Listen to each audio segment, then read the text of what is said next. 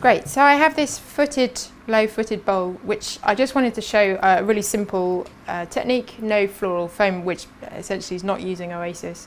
This is obviously filled with water, and I've got chicken wire here, which I'm just going to, so it's a square probably, if I pulled it out, about sort of yay big. I'm just going to smush it up. What I want is a sort of double layer of chicken wire. And I'm just going to poke in here, quite simply.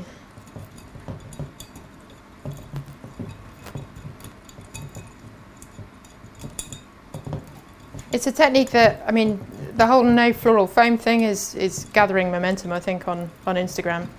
I think God bless David Attenborough is all I can say. And it's a technique I've played around with on and off for quite some years. And it's something that I'm becoming more and more interested in.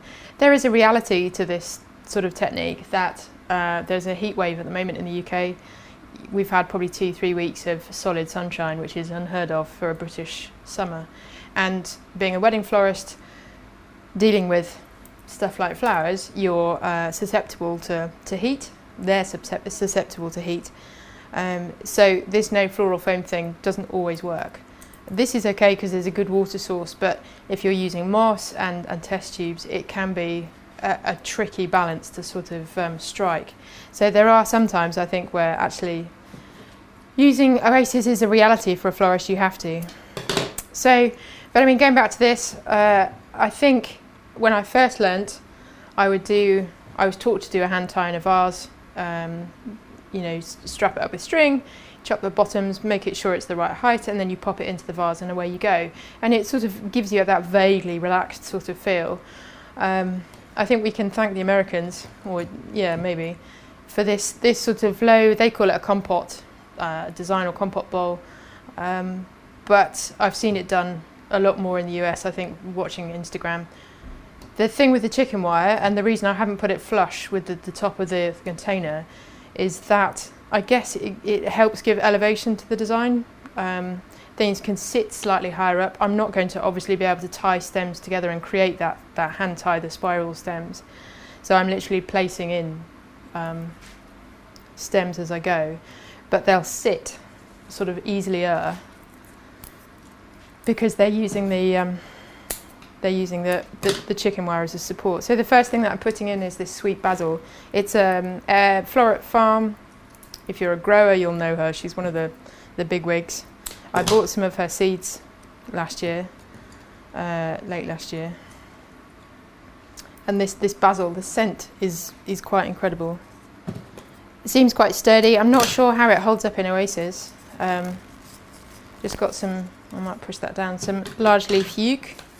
Again with the basil, I gave it a good soak. Well, a good drink overnight. I cut it late last night. But it definitely needs a good drink.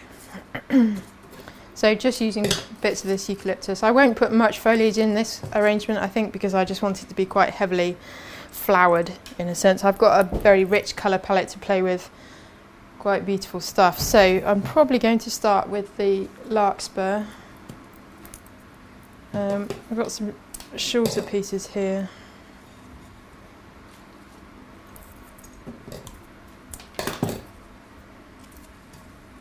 I think because the purple is quite dominant, I'm just going to put 2 groups of this larkspur in.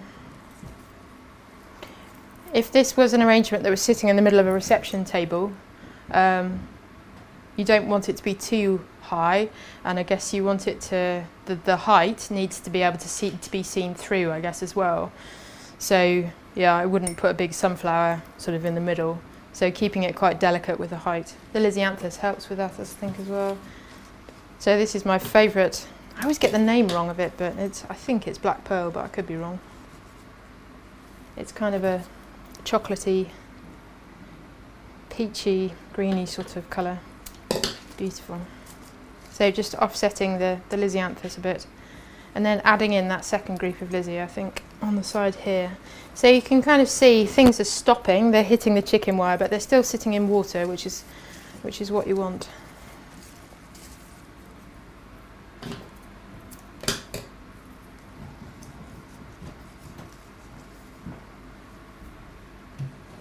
Nice. So you could use ivy, or maybe some trailing jasmine foliage just to sort of drape over the edge. That would soften the effect of the vase as well, but I'm going to keep it quite sort of high with the flowers. So peonies, they're beautiful. They're just coming towards the end of the season now. They're Carl Rosenfeld, I think. Sort of a cerise pink. The trick with chicken wire, I think, is when you're putting things in and they're not in the right place, you kind of have to twist and turn to get them out, because they get jammed quite easily.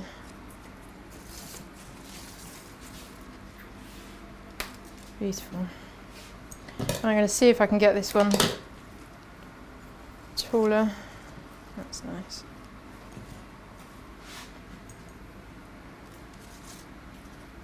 And then offset with this short one.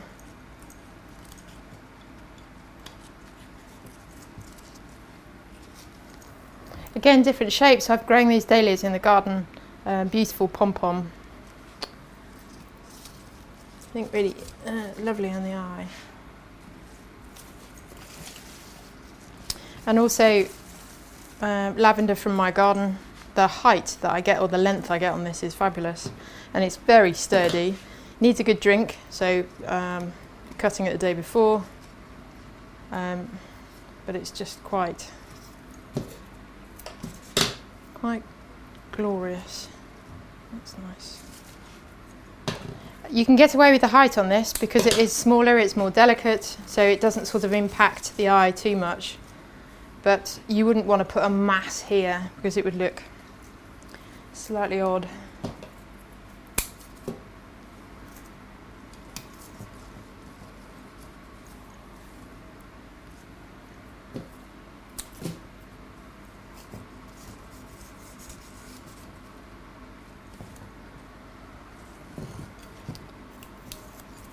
So again, turning it round is helpful. That's nice. Okay, so I've got the general shape of it, of what I want. I'm just going to put a bit more eucalyptus in the middle and then fill this out with Lizzy.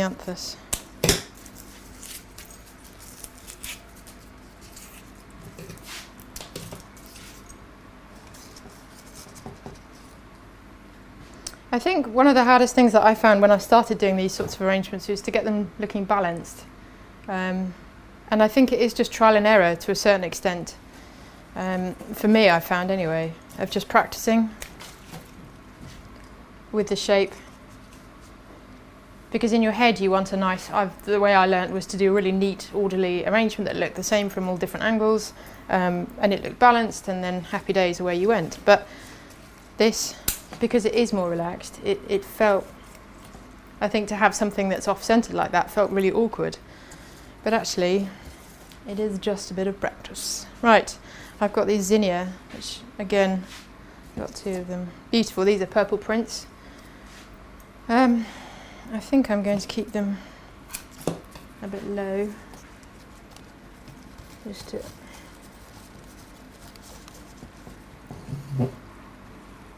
nice.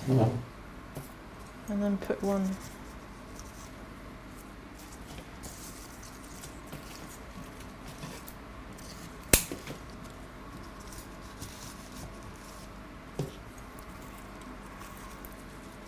There we go. So this one I could put slightly higher up because it's G'd up by this piece of Lizzy. It's sort of helping it stand up straight. I've got some bits of foliage. So it shouldn't, I think the trick to these sorts of arrangements is to keep yourself moving, keep putting flowers in, keep experimenting, keep playing. Because I think if it's something you haven't done before, it can feel you want to get it right, you want it to look perfect. But actually, I think just keep playing, keep experimenting.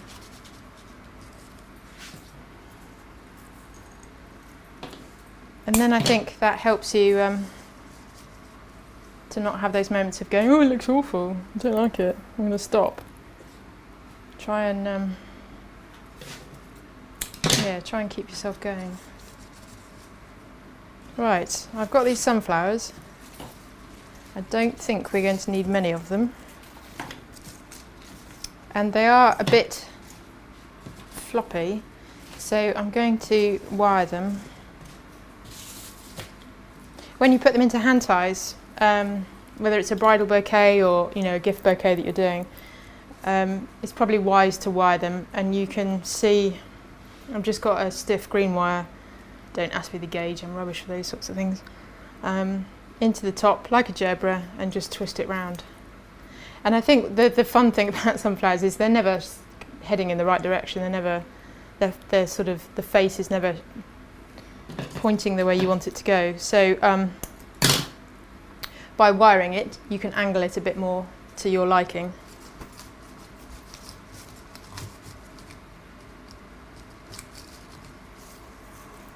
Right, that's quite cool.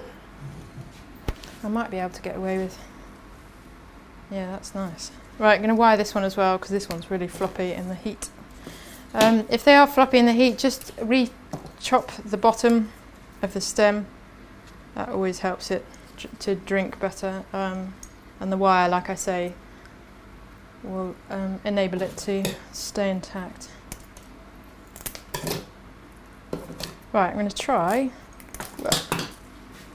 and put this one at the bottom.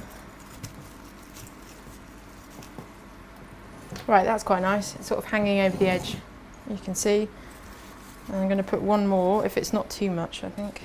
Because this one's slightly more closed, if that's technically grammatically correct. I'm going to have it over this side. Again, I will wire this just for safety's sake.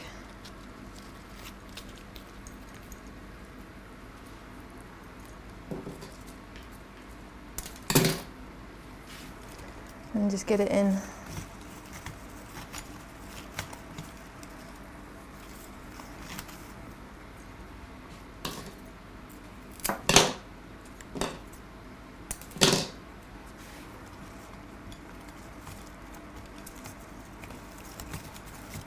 There we go.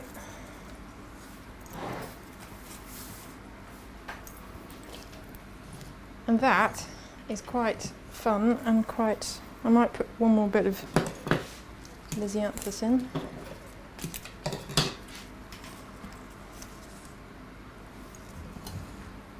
Yeah, maybe finish it off with a Lizzy.